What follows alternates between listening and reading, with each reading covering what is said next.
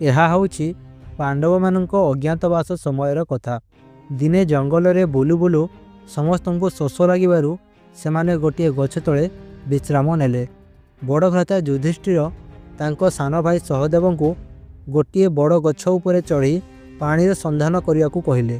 ଭାଇଙ୍କ ଆଦେଶ ପାଇ ସହଦେବ ଗୋଟିଏ ବିରାଟ ଗଛ ଉପରକୁ ଚଢ଼ିଲେ ଓ ଦେଖିଲେ ଯେ ଅଳ୍ପ କିଛି ଦୂରରେ କେତେକ ମାଛରଙ୍କା ଚଢ଼େଇ ଉଡ଼ୁଥିଲେ, ଅର୍ଥାତ୍ ସେଠାରେ ପାଣି ଥିବାର ସେ ଆଭାସ ପାଇଲେ ଏବଂ ଗଛ ଉପରୁ ତଳକୁ ଓହ୍ଲାଇ ବଡ଼ ଭାଇଙ୍କୁ ସୂଚନା ଦେଲେ। ସୂଚନାଟି ପାଇ ସେ ସବୁଠାରୁ ସାନ ଭ୍ରାତା ନକୁଳକୁ ପାଣି ଆଣିବା ପାଇଁ ପଠାଇଲେ। ସହଦେବଙ୍କ କହିବା ଅନୁସାରେ ନକୁଳ କିଛି ବାଟ ଗଲା ପରେ ଗୋଟିଏ ଜଳପୂର୍ଣ୍ଣ ପୁଷ୍କରିଣୀ ଦେଖିଲା।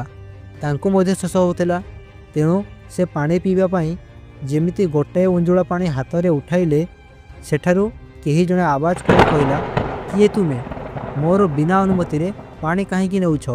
ନକୁଳ ଏହି କଥାକୁ ଧ୍ୟାନ ଦେଲେ ନାହିଁ ଓ ତାଙ୍କୁ ଶୋଷ ମଧ୍ୟ ଜୋର ହେଉଥିଲା, ତେଣୁ ସେ ପାଣି ପିଇଲା ପରେ ତାଙ୍କ କଥା ବୁଝିବେ ବୋଲି ଚିନ୍ତା କରି ଯେମିତି ଟିକିଏ ପାଣି ପିଇଛନ୍ତି ସେ ସେଇଠାରେ ହିଁ ମୃତ୍ୟୁବରଣ କଲେ।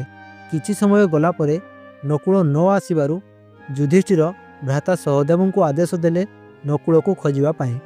ଯେମିତି ସହଦେବ ପୋଖରୀ ପାଖରେ ପହଞ୍ଚିଲେ ସେ ଦେଖିଲେ ଯେ ତାଙ୍କ ସାନ ଭାଇ ନକୁଳ ସେଠାରେ ମରି ପଡ଼ିଛି। ସହଦେବ ମଧ୍ୟ ପାଣି ପିଇବା ପାଇଁ ଯେମିତି ପୋଖରୀରେ ଓହ୍ଲାଇଲେ, ସେଠାରୁ ପୂର୍ବପରି କେହି ଜଣେ କହିଲା, ରହିଯାଅ, ମୋ ଅନୁମତି ବିନା ତୁମେ ଏହି ଜଳ ପାନ କଲେ ତୁମର ଅବସ୍ଥା ମଧ୍ୟ ତୁମ ଭାଇ ପରି ହେବ। ଏହି କଥାକୁ ନ ମାନି ସହଦେବ ଯେମିତି ଟିକିଏ ପାଣି ପାଟି ଭିତରକୁ ନେଇଛନ୍ତି ସେ ମଧ୍ୟ ସେଠାରେ ମୃତ୍ୟୁବରଣ କଲେ। ଏମିତି ଗୋଟେ ପରେ ଗୋଟେ ଚାରି ଭାଇ ସେହି ପୋଖରୀ ପାଣିକୁ ବିନା ଅନୁମତିରେ ପିଇବାରୁ ସେଠାରେ ମୃତ୍ୟୁବରଣ କଲେ। ଶେଷରେ ଯୁଧିଷ୍ଠିର ତାଙ୍କ ଭାଇଙ୍କୁ ଖୋଜି ଖୋଜି ସେହି ପୋଖରୀ ନିକଟରେ ଯେତେବେଳେ ପହଞ୍ଚିଲେ ସେ ଦେଖିଲେ ଯେ ତାଙ୍କ ଭାଇମାନେ ସବୁ ପୋଖରୀ ହୁଡ଼ାରେ ମରି ପଡ଼ିଛନ୍ତି। ଏହା ଦେଖି ଯୁଧିଷ୍ଠିର ଜାଣିପାରିଲେ ଯେ କିଛି ନା କିଛି କାରଣରୁ ଏମାନଙ୍କୁ କିଏ ମାରିଛି। ୟା ପରେ ଯୁଧିଷ୍ଠିର ପଚାରିଲେ, କିଏ ମୋ ଭାଇଙ୍କ ଏଭଳି ଦଶା କରିଛ ଓ କାହିଁକି କରିଛ? ଏହା ଶୁଣି ଆବାଜ ଆସିଲା, ମୁଁ ହେଉଛି ଯକ୍ଷ ଓ ଏହି ପୋଖରୀ ପାଣିକୁ ମୋର ବିନା ଅନୁମତିରେ ତମ ଭାଇମାନେ ପିଇବାରୁ ମୁଁ ତାଙ୍କୁ ଦଣ୍ଡ ଦେଇଛି। ଆଉ ଯଦି ଆପଣ ମୋର ସବୁ ପ୍ରଶ୍ନର ଉତ୍ତର ଦେବେ ତାହେଲେ ମୁଁ କେବଳ ତମର ଗୋଟିଏ ଭାଇକୁ ଜୀବିତ କରିଦେବି। ଏହା ଶୁଣି ଯୁଧିଷ୍ଠିର କହିଲେ, ଆପଣ ପ୍ରଶ୍ନ ପଚାରନ୍ତୁ, ମୁଁ ଯଥାସମ୍ଭବ ଆପଣଙ୍କ ପ୍ରଶ୍ନର ଉତ୍ତର ଦେବା ପାଇଁ ଚେଷ୍ଟା କରିବି। ଯକ୍ଷ ପ୍ରଥମ ପ୍ରଶ୍ନ ପଚାରିଲା, ପୃଥିବୀଠାରୁ ଭାରି କିଏ? ଯୁଧିଷ୍ଠିର ଉତ୍ତର ଦେଲେ, ମାତା। ଦ୍ୱିତୀୟ ପ୍ରଶ୍ନ, ଆକାଶଠାରୁ କିଏ ଉଚ୍ଚା? ଯୁଧିଷ୍ଠିର କହିଲେ, ପିତା। ପବନଠାରୁ କାହାର ବେଗ ଅଧିକ? ମନର ବେଗ ପବନଠାରୁ ମଧ୍ୟ ଅଧିକ। ମୃତ୍ୟୁ ସମୟର ମିତ୍ର କିଏ? ଦାନ। ଜଗତକୁ କ'ଣ ଘୋଡ଼ାଇ ରଖିଛି? ଅଜ୍ଞାନ ଜଗତକୁ ଘୋଡ଼ାଇ ରଖିଛି। କିଏ ସବୁଠାରୁ ଧନୀ? ସୁଖ, ଦୁଃଖ, ଲାଭ, କ୍ଷତି, ପ୍ରଶଂସା ଅଥବା ନିନ୍ଦାରେ ଯିଏ ସ୍ଥିର ଅଟେ ସେ ହିଁ ପ୍ରକୃତ ଧନୀ। ସୁଖୀ କିଏ? ଯିଏ କାହାର ଋଣ ଲାଗିନାହିଁ। ପ୍ରକୃତ ସ୍ନାନ କ'ଣ? ଯାହା ମନର ମଇଳାକୁ ଧୋଇଦିଏ। କଜଳ ଠାରୁ ମଧ୍ୟ ଅଧିକ କଳା କ'ଣ? କଳଙ୍କ କଜଳ ଠାରୁ ମଧ୍ୟ ଅଧିକ କଳା। ଶ୍ରେଷ୍ଠ ଧର୍ମ କ'ଣ? ଦୟା। ଲଜ୍ଜା କ'ଣ? ଯେଉଁ କାମ କରିବା ଯୋଗ୍ୟ ନୁହେଁ ତାହା କରିବା ଲଜ୍ଜା। ରାଷ୍ଟ୍ରର ମୃତ୍ୟୁର କାରଣ କ'ଣ? ଅରାଜକତା। ହେ ରାଜନ, ବାସ୍ତବରେ ବ୍ରାହ୍ମଣର ପ୍ରମାଣ କ'ଣ? କୁଳ, ଚରିତ୍ର, ଶିକ୍ଷା ଅଥବା ଶାସ୍ତ୍ର ଜ୍ଞାନ? ଯୁଧିଷ୍ଠିର କହିଲେ, ହେ ଯକ୍ଷ, କୁଳ, ଶିକ୍ଷା ଅଥବା ଶାସ୍ତ୍ର ଜ୍ଞାନ ବ୍ରାହ୍ମଣତ୍ୱକୁ ସିଦ୍ଧ କରେ ନାହିଁ। ନିଃସନ୍ଦେହ ଚରିତ୍ର ହିଁ ବ୍ରାହ୍ମଣର ପ୍ରମାଣ ଅଟେ। ଉତ୍ତମ ଚରିତ୍ର ଥିବା ଶୂଦ୍ର ମଧ୍ୟ ସେହି ବ୍ରାହ୍ମଣଠାରୁ ଭଲ ଯିଏ ଜନ୍ମରେ ବ୍ରାହ୍ମଣ ଓ ଯାହାର ଶାସ୍ତ୍ର ଜ୍ଞାନ ମଧ୍ୟ ଅଛି କିନ୍ତୁ ଚରିତ୍ର ନାହିଁ। ସବୁଠାରୁ ବଡ଼ ଚୋର କିଏ? ଯିଏ ନିଜକୁ ଅଯଥା କାର୍ଯ୍ୟରେ ଲଗାଇ ସମୟ ଚୋରି କରେ ସେ ହିଁ ସବୁଠାରୁ ବଡ଼ ଚୋର।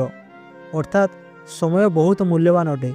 ଯଦି ଆମେ ଅଯଥା କାମରେ ସମୟ ବିତାଉଛୁ ତେବେ ଆମେ ପ୍ରକୃତରେ ଆମର ସମୟ ଚୋରି କରୁଛୁ। ସବୁଠାରୁ ବଡ଼ ସୁଖ କ'ଣ? ମନକୁ ନିୟନ୍ତ୍ରଣ କରିବା ହିଁ ସବୁଠାରୁ ବଡ଼ ସୁଖ।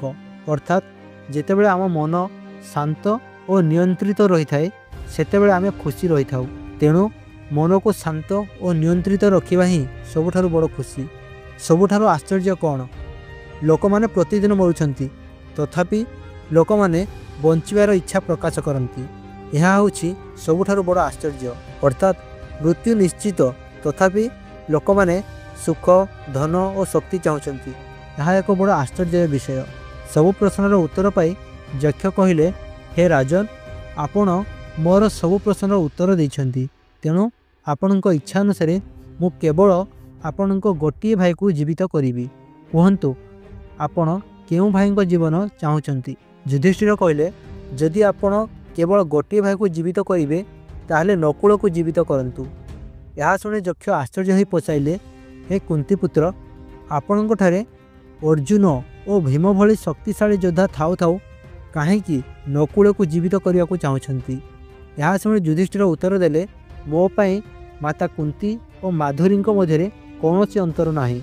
जदि मु भीम अथवा अर्जुन को जीवित देखा चाहिए ताहले माता माधुरी सह अन्याय हब। माता कुंती 3 पुत्र मध्यरु मो जीवित अच्छी, किंतु माता माधुरी 2 पुत्र मध्यरु केही मध्य जीवित नाही। तेणु नकुल को जीवित देखा इच्छा प्रकाश करुछि। एही कथारे प्रसन्न होई यक्ष तांकर सबु भाई को जीवित करदेले। कौन आपण जानिछंती, महाभारत रे एमिति एक योद्धा थिले जे एही महायुद्ध को केवल गोटे मुहूर्त रे शेष करि पारिथान्ते। तांको कहानी जानिबा पई एही वीडियो रे क्लिक करंतु। धन्यवाद।